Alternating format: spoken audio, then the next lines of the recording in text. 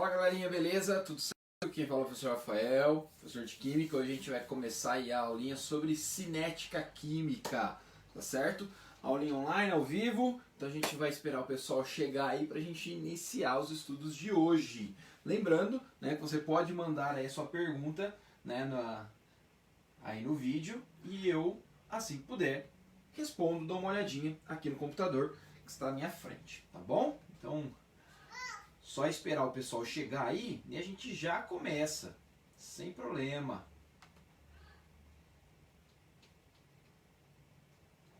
Deixa eu já abrir aqui o Facebook para a gente iniciar, tá certo? Bom, a aulinha de hoje então vai ser sobre cinética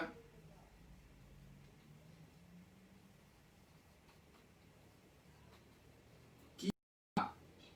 Assunto muito legal, muito facinho também, super tranquilo os exercícios em relação a isso. Só fica um pouquinho mais complicado lá na frente, mas nada demais também. Não é nada que vai, né, te prejudicar ou dificultar a sua vida, tá? Bem tranquilinho mesmo. Deixa eu só deixar no jeito aqui, né, o vídeo no Facebook, e aí vocês podem enviar as perguntas, tá? E eu vou olhando aqui, de tempos em tempos, eu vou dando uma olhadinha, e aí a gente vai sanando as dúvidas caso tenha, certo?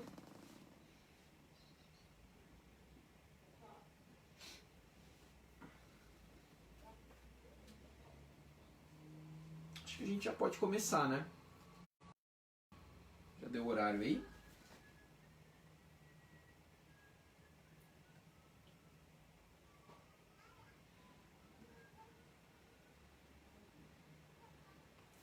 Bom, vamos lá, vamos começar assim mesmo. O pessoal vai chegando e a gente vai conversando um pouquinho sobre isso. Bom, cinética química nada mais é do que o estudo da velocidade das reações. Quando a gente para analisar uma reação química, né, é claro que cada reação tem uma certa velocidade. Né? Então algumas vão acontecer de uma maneira muito rápida, tá? Em instantes aí de tempo, e vão demorar um tempão para acontecer, horas, dias até, né? E isso, pensa numa empresa, né? Para uma empresa, uma indústria, é importante que o produto, né, seja preparado de uma maneira muito mais rápida, certo? Então é um assunto na qual há muito estudo, há muita pesquisa em relação, né, a esse assunto nas indústrias, na produção de alguma coisa, né? Claro que a gente está falando aí de produtos químicos, então você vai ter uma reação, vai ter a formação de um novo produto. Né? De repente esse produto pode ser um medicamento, então quanto mais rápido for a produção dele, né, vai estar disponível de uma maneira mais rápida, consequentemente vai para o mercado quanto antes, né? E aí tem um giro maior, uma venda e tal, enfim, tudo isso é importante também, né, para a venda e para o lucro da indústria, certo? Então a gente vai trabalhar um pouquinho com a cinética, com a velocidade, tá? Deixa eu só deixar aberto aqui o Facebook. Então olha só, como a gente vai estudar aqui a velocidade das reações, então cinética química nada mais é do que o estudo da velocidade das reações.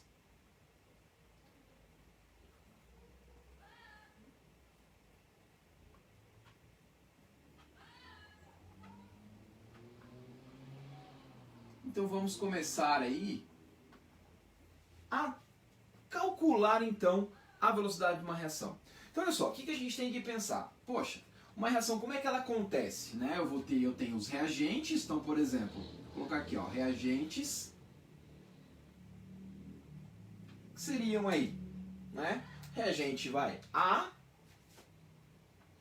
mais reagente B, e aí eu formo como produto aí, os meus produtos C e D, tá? Uma equação genérica aí. O que eu tenho que perceber, né? Se eu fosse representar isso num gráfico, por exemplo, olha, vamos pensar num gráfico inicialmente, tá? Um gráfico de concentração, ou seja, quantidade pelo tempo aqui, ó. Certo? Num tempo zero, ou seja, no início, a reação nem começou, tá? O que a gente vai ter? O máximo de reagente, é claro, né? A gente vai ter o máximo de reagente, certo? Então tá aqui, ó, vou colocar o reagente aqui.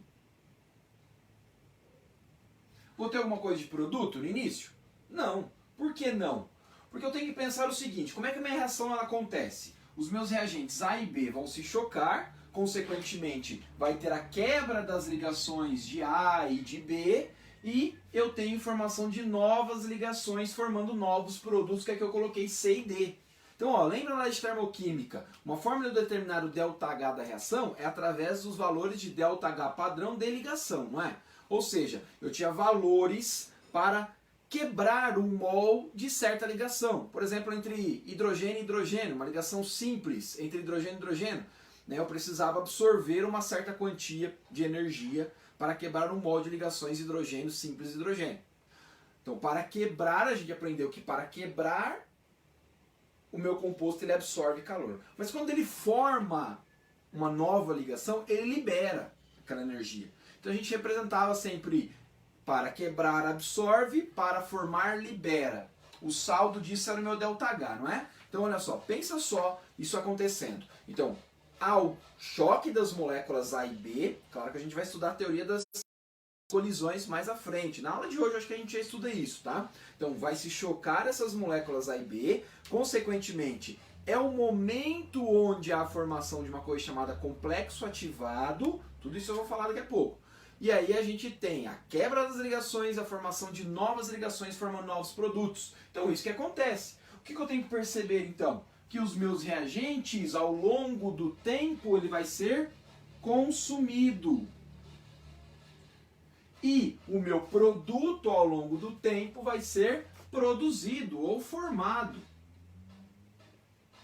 Então quando eu olho essa informação, quando eu olho para o gráfico, essa informação aqui, eu vou trazer para o gráfico, tá? Então eu vou ter o máximo de reagente possível no início e eu não tenho absolutamente nada de produto, porque a reação nem começou. Aí o que acontece? Os meus reagentes começam a se chocar, começam a formar o meu produto, C e D. Então, ao longo do tempo, o que acontece com a quantidade de A e B? Vai diminuindo. Vai diminuindo, diminuindo, diminuindo, até o momento onde não tenha nada. E de produto? Vai sendo formado. Claro que, consequentemente, conforme, né, o meu reagente vai diminuindo, meu produto vai sendo formado. Chega um momento onde não reage mais, porque acabou o reagente, né? E a minha quantidade de produto se mantém igual, não aumenta, tá? Então o gráfico, aqui ó, colocar concentração de produto, tá? E aqui concentração de reagente. Reparem que aqui na cinética o gráfico referente à concentração, claro, lembrando, né? Mol por litro, tá? Concentração molar aqui, representação, né? Então a gente vai ter uma quantidade de reagente diminuindo ao longo do tempo e de produto vai aparecendo, certo? Então, sendo assim, e aí uma outra coisa, aproveitar. Pô, professor, por que você colocou uma curva e não uma reta? Por que não foi assim, ó, caiu e o outro aumentou? Por que não foi quase um X aí? Né? Claro que aí chegaria no momento onde não teríamos nada, né? De reagente e o máximo de produto. Por que não, assim, não dessa forma? Por que não dessa forma, professor? Né? Vou explicar para vocês por que não dessa forma. Questão de probabilidade. Né? Tem que imaginar aí um recipiente que contém aí bolinhas A, bolinhas B. Tá bom? Então as bolinhas estão representando as moléculas A e B. E aí, consequentemente, elas se chocam e formam novos produtos, C e D. Tá? Claro, existe uma certa probabilidade de A e B se chocar para formar C e D. Certo? Porque A pode se chocar com A e não acontecer absolutamente nada. B pode chocar com B e não acontecer absolutamente nada. E A se chocar com B e formar o meu produto C e D. Tá bom? Só que se A se chocar com C, também não acontece nada. Se A se chocar com D, não acontece nada. Assim como se B se chocar com C ou B com D, não acontece nada. Então, ó, pensa rapidão. No primeiro momento, a probabilidade de você ter um choque entre A e B é máxima. Só que conforme você vai transformando A e B em C e D, a probabilidade de A e B se chocar começa a cair, certo?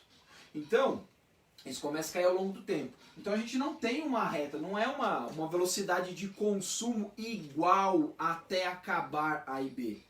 A não procura B. Então vai chegar um momento onde vai ter tanto C e D, por exemplo, vai ter tanto C e D, olha só, a concentração de produto é maior que de reagente, que o choque entre A e B vai ser difícil de acontecer.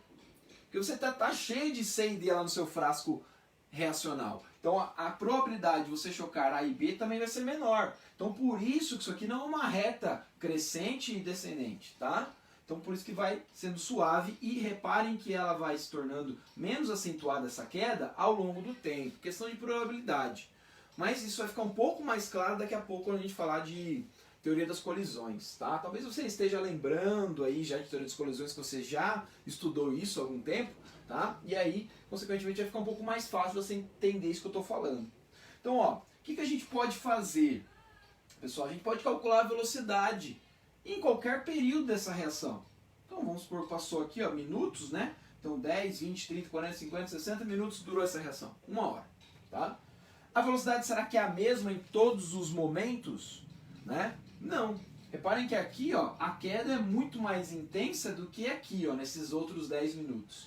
Então, ó, os primeiros 10 minutos a queda é maior, por quê? Porque o consumo é maior, porque a probabilidade de A e B se chocar e formar o produto também é maior, tá? Do que aqui nesse primeiro, segundo, terceiro, no quarto período, tá? Que seria de 30 a 40 minutos. Reparem que a queda é bem pequena, tá? Então a velocidade aqui provavelmente não, com certeza ela é menor do que aqui. Isso falando velocidade de consumo. Então, ó, reparem que a gente pode trabalhar aí o conceito de velocidade de uma maneira bem legal, tá? O que a gente vai chamar de velocidade média. Você falando, nossa, professor, vai misturar física, velocidade média não trabalha na física. É igualzinho, cara, é igualzinho. Claro que quando você trabalha na física lá, você vai ter então uma distância percorrida dividido por um certo tempo, não é? Uma variação do tempo ali. E aqui é a mesma coisa, só que essa distância percorrida por você ou por um carro, enfim, né? Aqui a gente vai trocar pela concentração do meu reagente ou concentração do meu produto, tá? Então olha só, como é que ficaria? Velocidade média, o cálculo de velocidade média nada mais é do que a gente representa pelo Vm, tá? Velocidade média é variação da concentração, tá? A concentração aqui eu posso falar de reagente ou produto, tá? Por quê? Porque eu posso calcular não só o consumo do meu reagente, mas também eu posso calcular a velocidade de formação do meu produto, tá? Então por isso que eu vou colocar aqui, ó, variação da concentração, tanto de produto quanto de reagente. Tudo isso dividido por uma variação do tempo, tá? Então, um intervalo de tempo. Pessoal, né, o que eu gostaria que vocês ficassem atentos é o seguinte: se eu for trabalhar com variação da concentração do meu reagente, o que acontece? Variação na matemática, representada pelo símbolo delta, é sempre algo final menos inicial, não é? Então seria concentração final menos inicial. Então, ó, pensa aqui comigo. Se a gente pegar um certo intervalo, concentração final desse intervalo vai ser aqui, concentração inicial aqui. Claro, um valor pequeno menos um valor alto. Então vai dar um valor negativo, não vai? Como resposta. Aí você fala, pô, professor, mas não existe velocidade negativa, né? Então o que a gente vai fazer aqui? Ó? A gente vai colocar tudo isso aqui em módulo, tá? Colocar em módulo. Pô, se você não gosta de usar o módulo, só entenda que a resposta dando negativa, tá, vai te mostrar que é uma velocidade de consumo. É só isso, tá bom?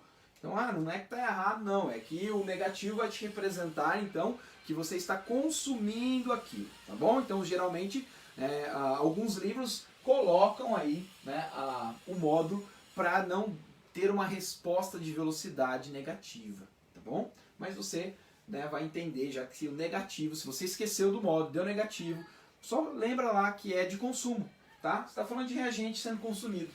Tá? É claro que aí de produto, consequentemente, né, ó, Reparem que a concentração final da inicial, a final sempre vai ser maior do que a inicial. Então, final menos inicial, algo maior menos algo menor, sempre vai dar positivo aqui em cima. Tá? Então a velocidade vai acabar ficando positiva. Você sabe que é a velocidade de formação, a negativa de consumo. Agora, se você não gosta de representar a negativa, aí coloca o módulo. Eu prefiro colocar o módulo também, tá bom? Então, ó, eu vou colocar um exemplo aqui para a gente trabalhar com isso. Como é que vai aparecer isso aqui, né? Para a gente entender.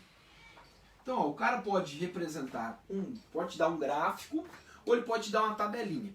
Então, eu vou pegar aqui, ó, uma tabela, uma reação qualquer. Eu tenho aqui meu caderno com um exemplo, tá, de um exercício. Eu vou trazer esses dados aqui pra gente, tá? Rapidinho. Então, ó, a reação é essa daqui.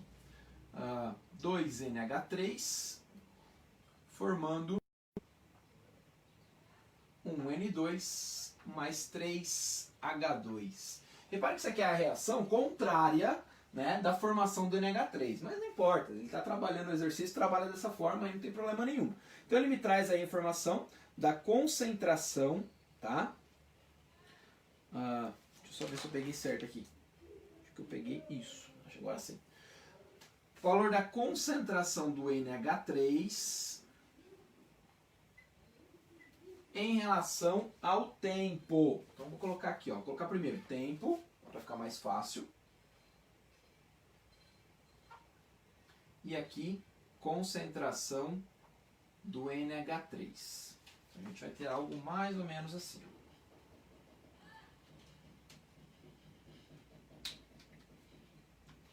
Falta espaço pra gente aqui, né? Fechando os canetões, só daqui a pouco.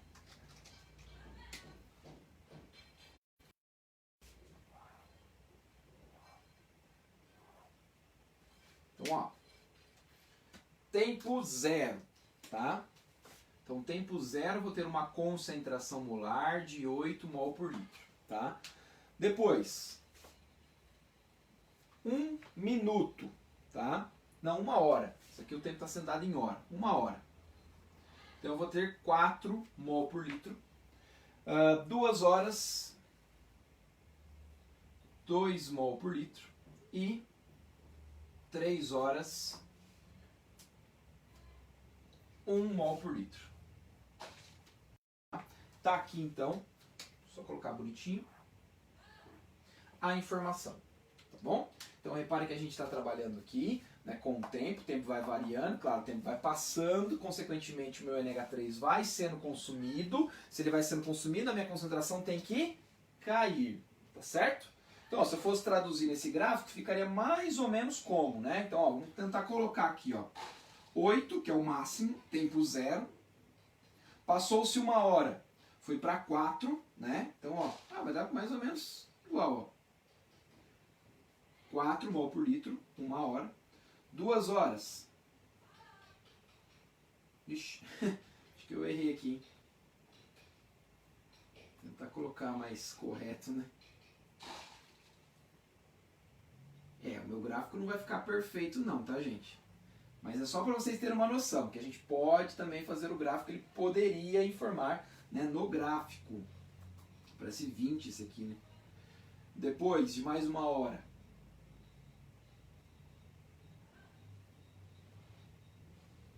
Opa. Ficaria 1 mol por litro, certo? Então, na minha reação, claro que ela poderia continuar, e aí, consequentemente, até acabar o NH3. Então, ó, vamos calcular, né, a velocidade média do NH3. Olha como é fácil, pessoal. Dá uma olhada aqui. Qual intervalo que você quer? O exercício vai te falar. Então, a gente pode pegar o intervalo que eu quiser. Então, ó, vamos fazer o seguinte. Vamos brincar com isso daqui. Vocês vão calcular junto comigo aí. Então, já pega o papel, tá? Lápis, borracha aí, e vamos calcular. Eu quero saber a velocidade média nos intervalos 0 a 1, tá? 0 e 1. Eu quero saber a velocidade média nos intervalos 1 e 2, ou seja, 1 hora e 2 horas, e no intervalo de 2 a 3 horas, tá bom? Então eu quero aqui, ó, primeiro, segundo e terceiro.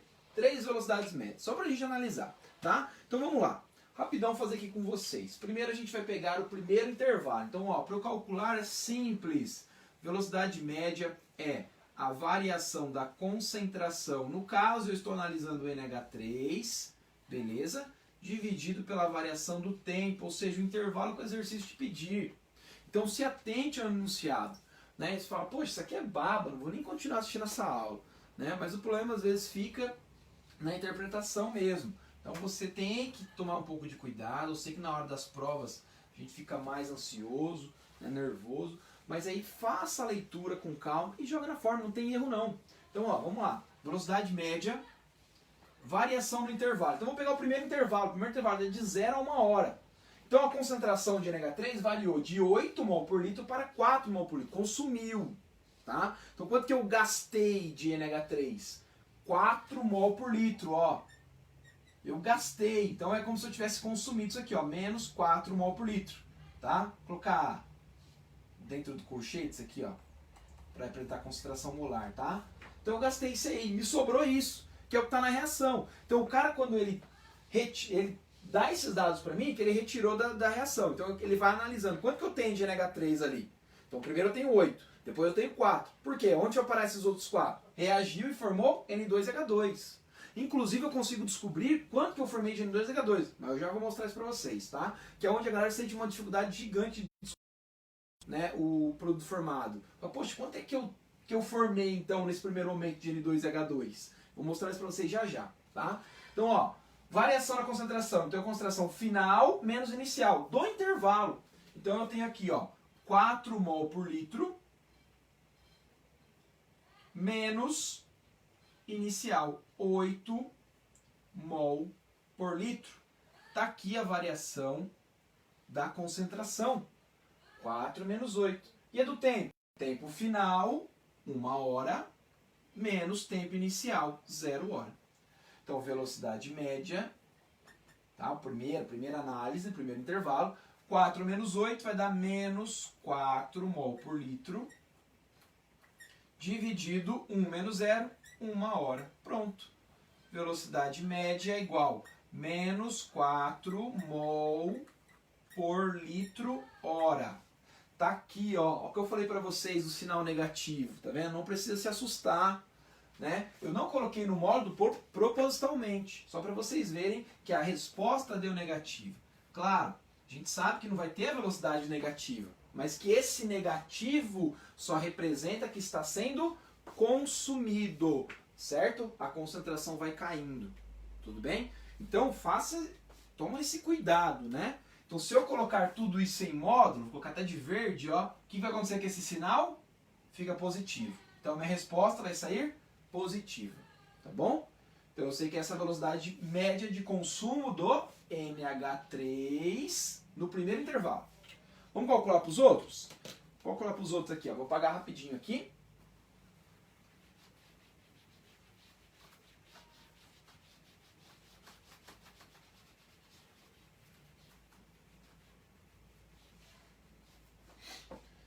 Segundo intervalo agora.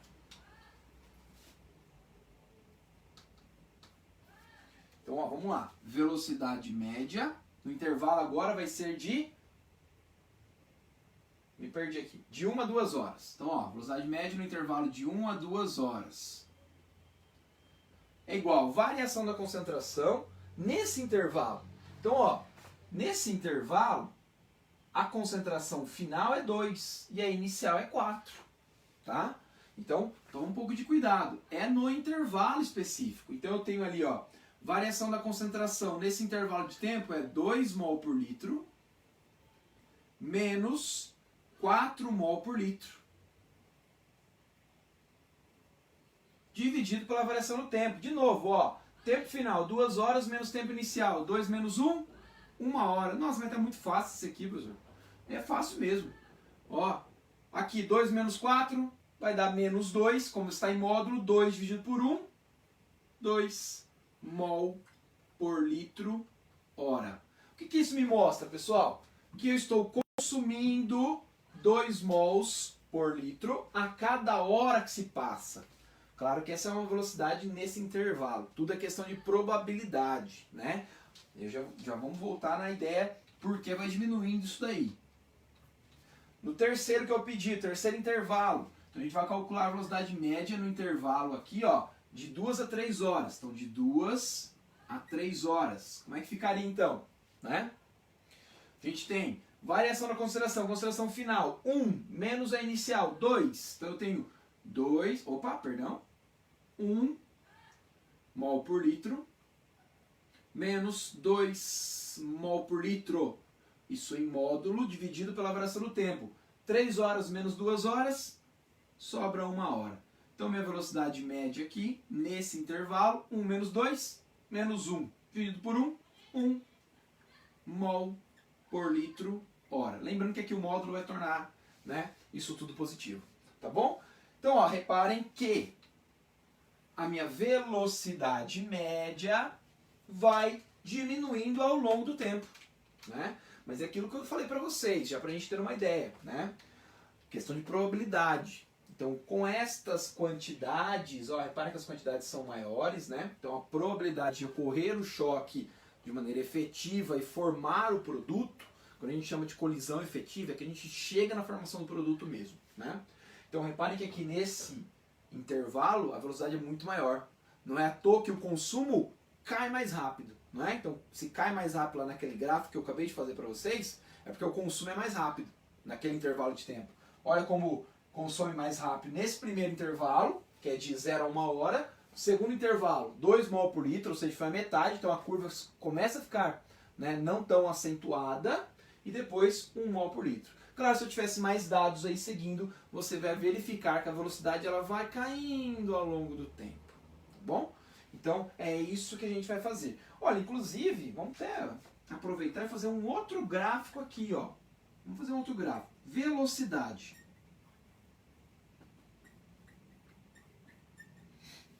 Tá? Então, o que a gente consegue... Ó, velocidade pelo tempo, tá? Então, o que acontece com a velocidade no início? A velocidade de consumo. Que é a probabilidade do meu reagente se chocar um no outro e formar o meu produto. No tempo zero, né, você só tem reagente, então a velocidade é máxima. Tá? Conforme o meu reagente vai sendo consumido, a quantidade dele vai diminuindo e vai aparecendo o produto aparecendo atrapalha o choque entre A e B. Porque agora pode chocar não A e B, mas pode chocar A com C, A com D, que não vai acontecer nada. Né? Claro, só vai acontecer se for uma reação de equilíbrio químico, que é o próximo assunto. Tá? Então, espera um pouquinho aí, a gente chega lá. Né? Então a gente percebe que a minha velocidade, até os meus dados mostraram isso, que ela, num primeiro momento, tá, ela é muito alta e depois ela vai caindo. E o gráfico é dessa forma, tá? Vai caindo não de uma maneira, não é uma reta, né, decrescente aqui, e sim vai caindo suavemente, ó, 4, depois 2, depois 1, provavelmente se eu fosse analisando ia para 0,5, entendeu? E vai diminuindo dessa forma, tá? Uma maneira mais suave. Se eu fosse fazer aí o contrário, eu tentar descobrir a velocidade de formação, tá? Eu chegaria num gráfico para a velocidade de produção, né, ou formação, seria algo assim, ó. Né? Opa, ao contrário, estou fazendo um gráfico aqui de concentração. Mas seria também. Seria também, né? É que se fosse aí no caso, né, uma reação inversa. Mas aqui a gente não vai ter uma reação inversa. Eu já me empolguei, falei de equilíbrio químico e já lembrei, né, do gráfico. Aí eu ia chegar no mesmo, velocidade direta igual à inversa, é onde a reação entra em equilíbrio químico e assim vai. Mas deixa isso aí para depois, tá? Bom, beleza, fizeram o cálculo aí, né, tranquilo, muito fácil, muito tranquilo, né? E olha só, eu falei para vocês, para a gente determinar então, quanto que eu vou formar, né, do meu produto nesses intervalos de tempo. Inclusive isso é importante também, tá? Quando a gente vai analisando, né? É uma coisa que a gente às vezes esquece. Vou mostrar aqui para vocês, tá bom? Então, ó, eu não vou apagar essa parte aqui não, eu vou apagar essa da minha conta e eu vou colocar a reação e a gente vai calcular, né, isso conforme vai sendo mostrado ali. Pessoal, eu prometi que eu ia ficar olhando aqui, ver se tem alguma pergunta, mas saiu da página aqui. Vou esperar atualizar e aí eu já vejo se tem alguma pergunta, alguma coisa, vocês podem mandar. Tranquilo essa parte também, né?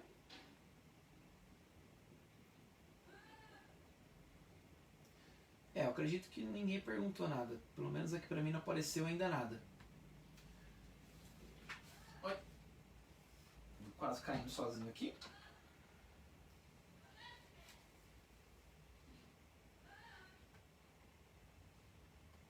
Bom, vamos apagar isso aqui então.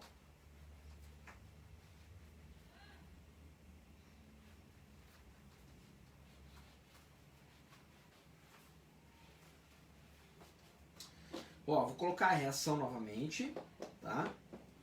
Então a reação vai ser 2NH3 formando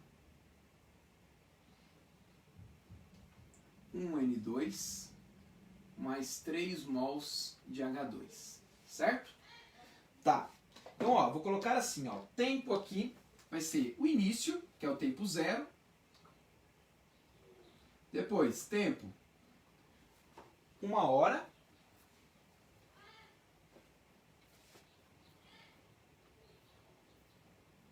Tempo 2 horas. E tempo 3 horas. Vamos supor que o cara deu essas informações para você e ele pede para você calcular a velocidade de produção do N2. Aí você fala, professor, mas você deu os valores aqui, né, as concentrações do NH3, como é que eu vou saber do N2? Olha só como é que você vai fazer. Vou ensinar de um jeito aqui para você descobrir as concentrações, tá, que você está formando de N2 e H2 conforme o tempo vai passando. Então, se você aprende isso daqui, não importa o que o cara te perguntar, você vai saber fazer, tá? Você vai saber fazer tudo. Então, ó, preste atenção aí e se tiver alguma dúvida, você pode mandar. Então, faz aí rapidinho junto comigo e vocês vão fazer as contas junto comigo aí.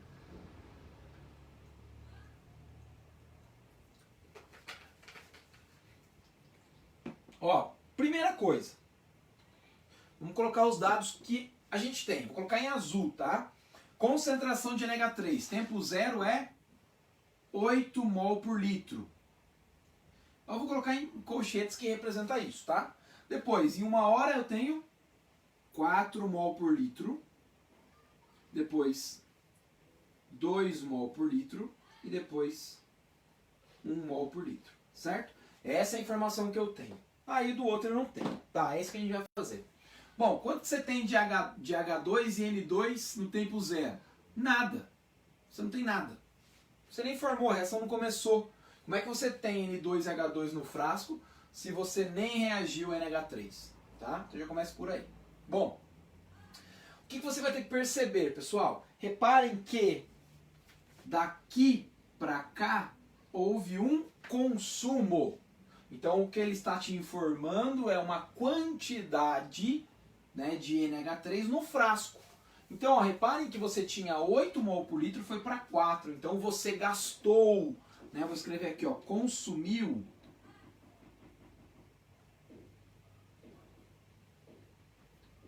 4 mol por litro. Você consumiu 4 mol por litro nesse intervalo de tempo, de 0 a 1 hora. Tá? Tá, e quanto que eu formei do outro cara? É simples, pessoal. Dá uma olhada aqui. Dá uma olhada aqui, Baby Shark. Vou até apagar. Isso aqui, ó, é um cálculo estequiométrico. Tá? Vou até apagar aqui os coeficientes estequiométricos e vou colocar em vermelho. 2 para 1 para 3. O que isso me informa? Olha como isso aqui é importante. Se eu consumir 2 mols de NH3, quanto que eu formo de N2? 1 mol. Quanto que eu formo de H2? 3 mols. Ah, tá. Então, se eu consumir 2, eu formo 1 e 3, respectivamente. Se eu consumir 4, é o dobro, eu vou formar 2, que é o dobro de 1.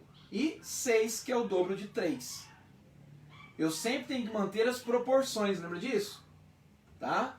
Isso aí, ó, as leis ponderais que a gente vê lá em química geral, né, é importante aqui, certo? Então a lei de Proust, lei das proporções constantes, te fala que você deve manter as proporções na reação. Não adianta você, né, colocar aí, por exemplo, mais de um reagente se você não vai reagir tudo aquilo. Você vai gastar dinheiro à toa só. Então, ó, o que eu tenho que entender? Que se eu reagir 2 mol por litro de NH3, eu vou formar 1 mol por litro de N2. Nesse momento, eu gastei 4, então é o dobro. Consequentemente, eu formo o dobro, eu mantenho a proporção. Então, se eu gasto 2 e formo 1, se eu gasto 4, eu formo 2. Gastei 4, eu estou formando quanto aqui? Se eu gastei 4, eu formo 2 mol por litro. Tá? Eu vou colocar de outra cor, que eu acho que o vermelho não tá legal, né? Então, eu vou colocar aqui em preto. Então, ó, o que aconteceu? Daqui para cá, eu formei 2 mol por litro de N2. Tá certo? E ó, consumi 4. Então ó, vou dobrar, né? Então se eu dobrar, fica isso aqui, ó. 4, 2 e 6. Então se eu consumir 4 mols de NH3, quanto que eu formei de H2 daqui pra cá? Eu formei 6 mol por litro. Ah, que legal. Olha só como é legal, cara. Então aqui, ó, consumiu e aqui você produziu. Certo? Ah, então eu já tenho meus... Oh, ficou só errado, né? Mas tá bom, vou colocar aqui embaixo, pessoal. Coloquei no lugar errado aqui.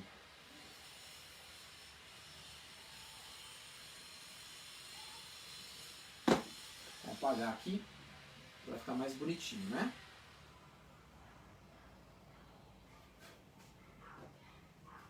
Então, ó, aqui você produziu essas quantidades, certo? Olha, já tem os valores nesse intervalo de tempo. Poderia calcular a velocidade de produção do N2 no primeiro intervalo. Mas eu vou dar todas as informações possíveis. Olha, reparem agora que no segundo intervalo de tempo, de 1 a 2 horas, foi de 4 mol por litro para 2. Ou seja, você consumiu 2 mol por litro de Por quê? Porque de 4 menos 2 sobrou 2, é o que sobrou, você consumiu isso. Então, ó, agora sim, vai bater aqui com o nosso balanceamento. Se eu consumir 2, quanto que eu formo? 1, não é? Então daqui para cá, ó, que eu estou representando quantidades, né? Eu vou produzir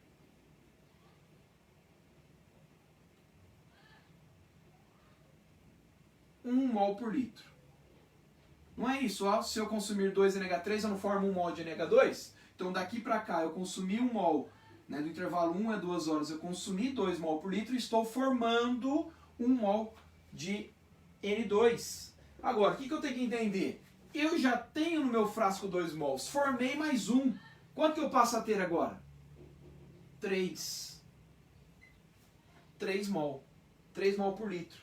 Porque eu tenho que pensar no meu frasco. Questão de quantidade. Então no primeiro momento, no primeiro 1 hora, eu formei 2 mol por litro. Na segunda hora, de 1 a 2 horas, eu formei mais 1, totalizando 3 agora. Então vai cada vez aumentando a minha concentração desses produtos. Mesma coisa, ó.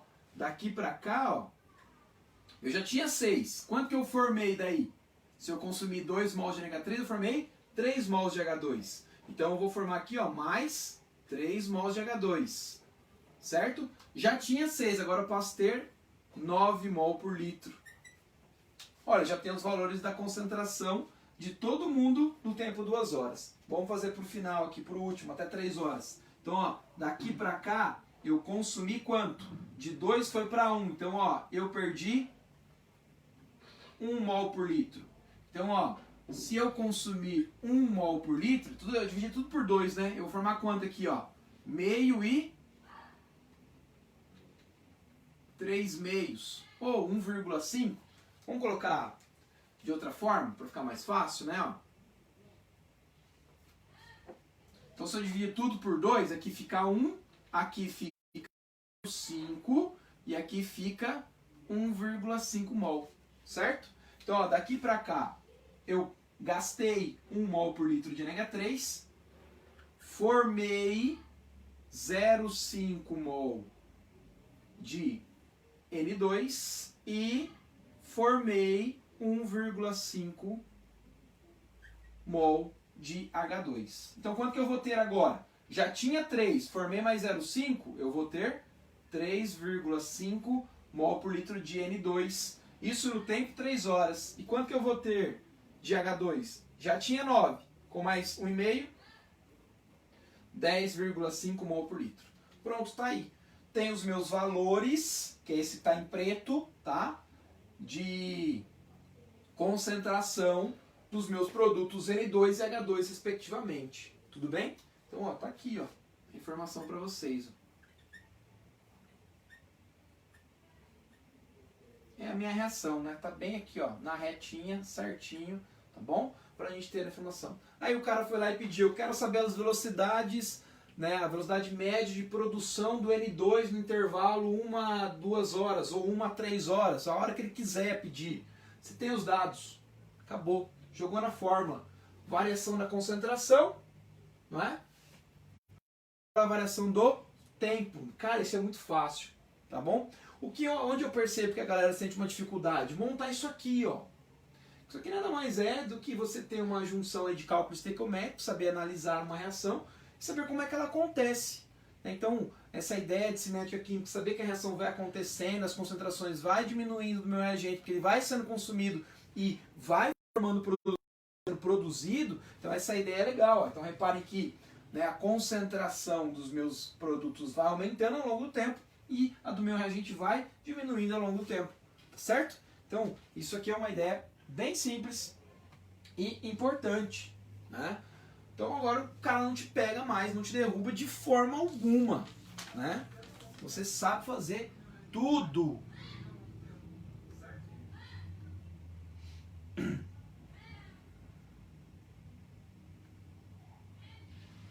Beleza? Se tiver alguma pergunta aí, pode fazer, né? Bom, eu acho que em relação à velocidade média, acho que a gente poderia parar por aqui. Eu não tenho nenhum outro exemplo aqui fácil na mão, tá? Mas vamos falar de teoria das colisões, bem rapidinho, né? A gente tem ainda um tempo, né? Até as 5h30, agora 5h15. Vamos lá. Vou apagar isso aqui rapidão, tá? E a gente vai trabalhar aí teoria das colisões.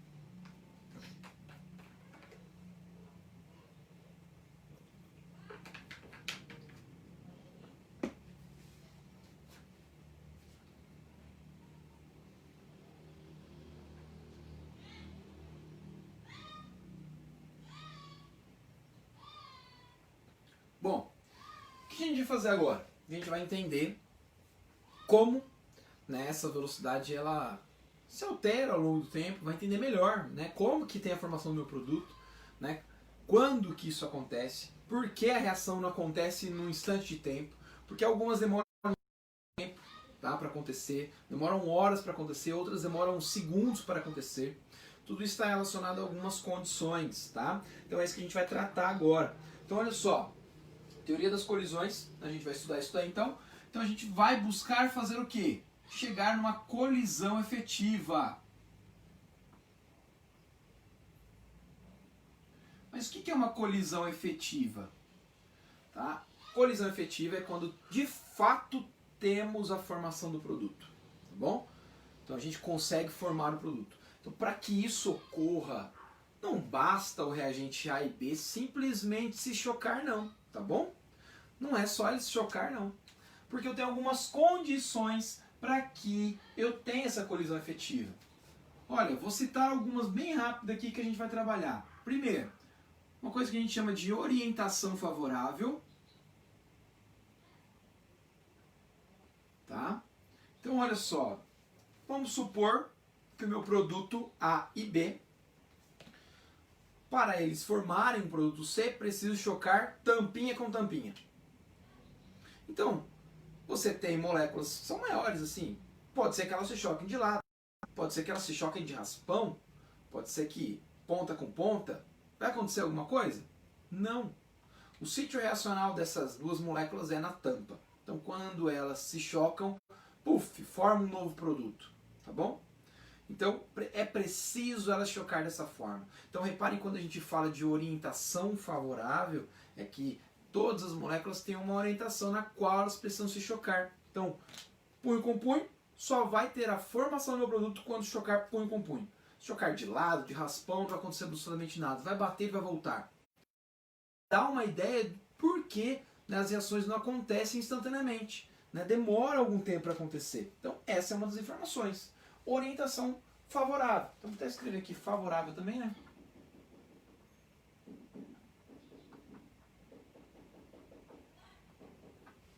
Moléculas grandes ou gigantes demoram um tempão para acontecer, dá para ter uma ideia, né? Você tem uma molécula grandona e aí só vai acontecer a reação naquela extremidade, né, da molécula. Então, para que essa extremidade se choque com, né, um outro sítio reativo de uma outra molécula, enfim, demora às vezes um certo tempo, tá bom? Então, por isso que as reações não acontecem em instantes de segundos. Além da orientação favorável, a gente também precisa ter o que a gente chama de energia de ativação.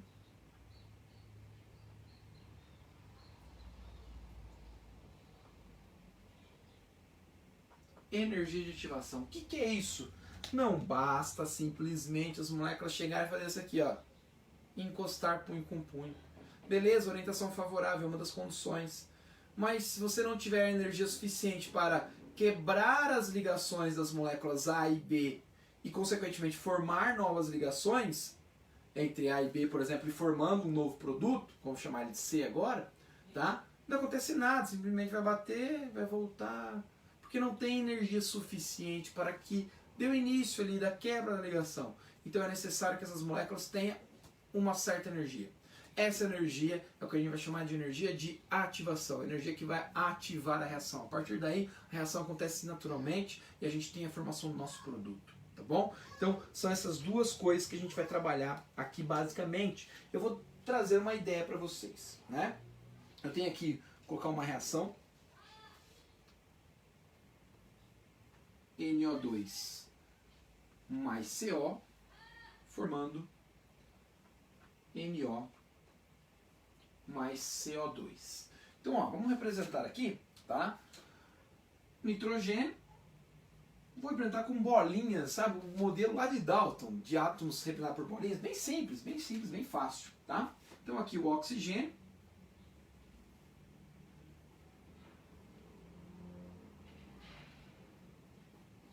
Está aqui representado. O CO.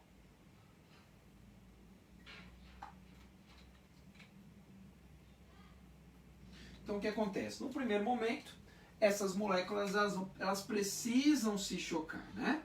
Então, vamos considerar que elas estão numa certa velocidade e elas se chocam. Claro que aqui nesse momento precisa ter uma orientação favorável. Então a gente tem essa orientação. Quando eles se chocam, é um momento onde a gente tem o que a gente vai chamar de complexo ativado. Então vou tentar desenhar aqui para vocês de uma maneira bem rápida, tá?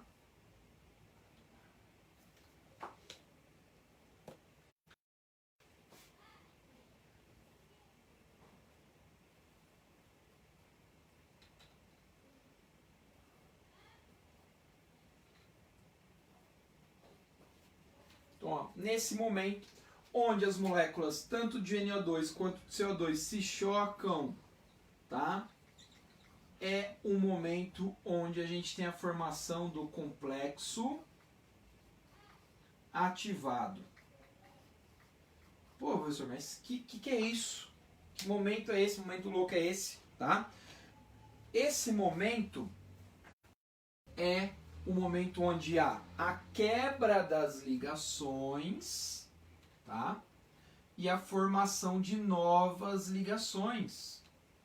Então, ó, reparem que a gente tem agora, né, antes tinha NO2 e CO. E como produto a gente vai ter o NO e o CO2. Então a gente vai ter um rompimento da ligação nitrogênio-oxigênio e uma nova formação de uma ligação carbono-oxigênio. Então esse momento do complexo ativado é onde acontece tudo isso. Sabe lá na termoquímica, que eu acabei de falar, né, uma forma de a gente descobrir o ΔH é aquele momento onde há quebra das ligações e formação de novas. Para quebrar, absorve. Para formar, libera. Então, é nessa hora que a gente calcula o ΔH, tá? Então, é a energia envolvida no processo de formação de um novo produto. Então, é nesse momento que a gente calcula aquele ΔH, tá? Inclusive, vou mostrar isso em gráfico para vocês já já. E aí eu tenho a formação de novos produtos, que seria o NO e o CO2. Aqui, ó. Claro que agora eles estão se afastando devido ao choque das moléculas, né? E a formação dos novos produtos. Então, basicamente, isso daqui. As moléculas vêm de encontro uma com a outra, na orientação favorável, tem energia suficiente para que chegue ao complexo ativado. Então, aqui está implícito também o que a gente chama de energia de ativação, que é a energia mínima para se chegar ao complexo ativado. E aí, o complexo ativado é aquele momento onde há quebra das ligações, formação de novas ligações e, consequentemente, formam novos produtos. Pronto, tá ali, ó. Basicamente, a reação acontece dessa forma, tá certo? Como é que eu posso representar isso, né, num gráfico, por exemplo? Pô, professor, quero que você represente isso num gráfico. Como é que ficaria? Né? Então, vamos colocar aqui em cima, aqui o gráfico. 2 gráficos, na verdade, eu vou fazer, tá bom?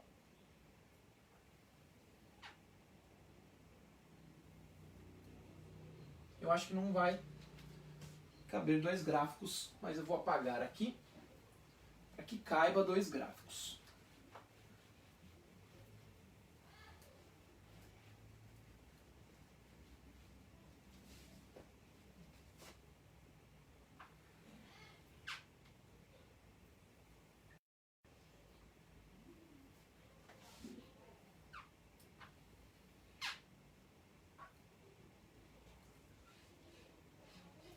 Bom, vamos fazer um gráfico de entalpia, tá? Energia, pelo tempo. Caminho da reação, né? Então vamos partir aí de um reagente, uma certa entalpia do meu reagente, certo? Então, ó, entalpia do reagente. E a gente tem a formação do nosso produto. Vou colocar um pouco mais abaixo aqui, para não ficar tão grande.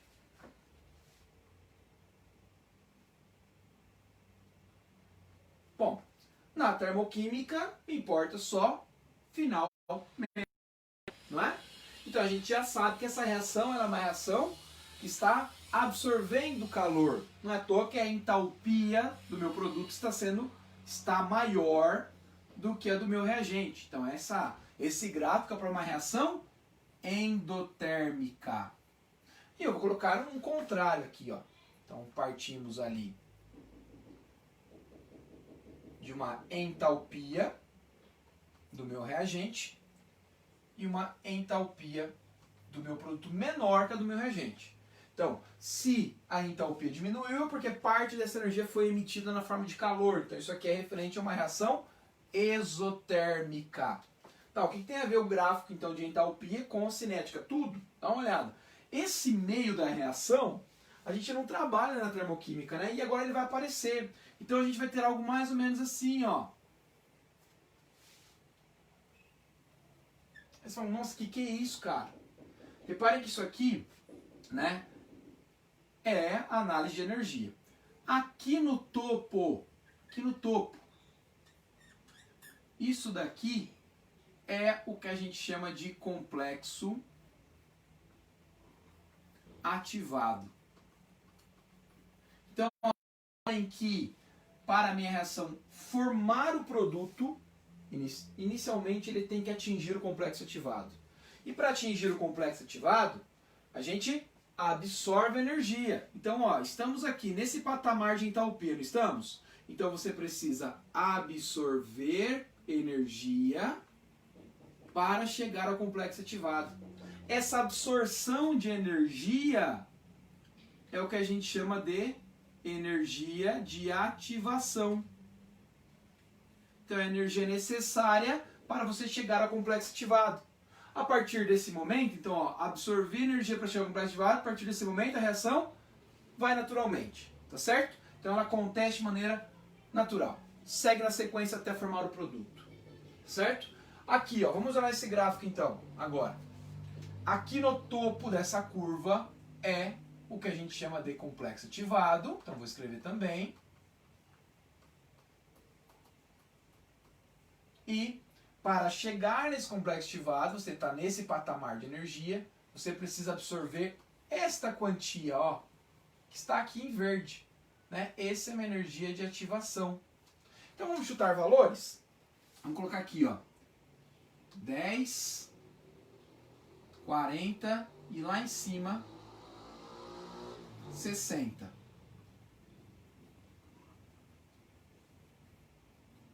Tá? Não ficou muito lá em cima não, mas dá pra ter uma ideia, né? 40 por causa daqui, ó.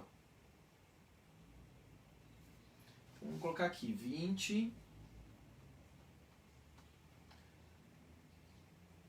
30, 40. Tá? Então, olha só, seu exercício te pergunta, desse gráfico, qual que é o valor do complexo ativado? 60 kJ, vamos supor que está em kJ, tá? Qual que é meu valor de entalpia do produto? 40. E do meu reagente? 10. Qual que é a minha variação de entalpia? Variação de entalpia é isso aqui, né? Ó. Variação de entalpia é isso aqui, ó. É essa a diferença. O seu ΔH, ó. Não é algo final menos inicial? Então, o meu ΔH ficaria como? Final, 40 menos inicial, que é 10. Então, 40 menos 10. Meu ΔH aqui é mais 30 kJ. ΔH positivo é sinal que a reação ela é endotérmica. Legal. Quanto que vale a energia de ativação? Reparem que para você chegar até o complexo ativado, que vale 60, você absorveu tudo isso aqui. Então, sua energia de ativação é quanto? De 10 até 60. Então, é esta quantia. E esta quantia de 10 até 60 é 50 kJ. Você absorveu 50 kJ. E olha, dá uma analisada aqui rapidão. Quando você chega no complexo ativado, é esse momento onde você quebra as ligações, não é? Então, para quebrar, precisa absorver. Absorve para quebrar. E libera para formar meu produto. Quanto que eu liberei daqui a aqui? Não foi de 60 até 40? É como se eu tivesse perdido 20. Liberei. Se eu absorvi 50 e liberei 20, quanto que dá o saldo disso? Mais 50 menos 20, não absorveu 30? Tá aqui. Reparem só que na termoquímica a gente calcula o ΔH da reação através das entalpias de ligação usando esses valores para quebrar e para formar. Certo? Isso aqui, né, agora, claro que os gráficos referentes a isso aqui geralmente aparecem nessa curva, porque vai misturar termoquímica e cinética. Então, difícil a gente ver no vestibular hoje, né, um gráfico só analisando termoquímica, né? Ele já mistura cinética junto, tá? Então vamos lá, vamos para o outro ali, só fazer os cálculos aí rapidinho. Então a gente tem, reparem que a entalpia do meu reagente é 30, do meu produto é 20. Então o ΔH é essa diferença, ó. Esse é o ΔH. Quanto que vale? Então, ó, final, 20. menos inicial, que é 30. Então 20 menos 30 vai dar menos 10. Olha, sinal negativo referente à reação isotérmica. Ótimo. Tá? Então vamos lá. Entalpia do meu reagente é 30, complexo ativado é 40. Então para chegar lá eu preciso absorver quanto? 10. Então minha energia de ativação vale 10. Tá? Vou colocar aqui fora, ó. Energia de ativação para essa reação é 10 kJ, tá? Então você saiu de 30 para chegar a 40, então você precisou absorver 10. E, como eu falei para vocês, que após chegar no complexo ativado a reação acontece de maneira natural, você libera tudo isso aqui de energia. Quanto que você liberaria de 40 até 20?